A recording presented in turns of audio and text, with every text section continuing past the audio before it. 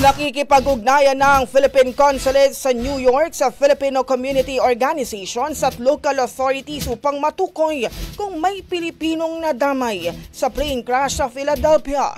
Ayon sa konsulada, binabantayan nila ang una tungkol sa insidente na naganap malapit sa Catman at Roosevelt Boulevard kung saan may 6 na sakay ang eroplano. Tiniyak din nilang kahandaang tumulong kung may Pilipinong naapektuhan at hinimok ang komunidad na makipag-ugnayan sa kanilang emergency hotline.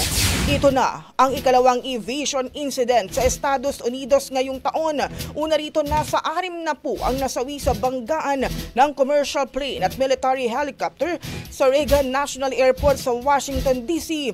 Kabilang sa nasawi si Police Colonel Pergendino Malabed Jr. Honda Brigada. Ang bahaging ito ay hatid sa atin ng Power Cells Herbal Capsule. Tuldukan ang sakit dahil ikaw ang sandigan.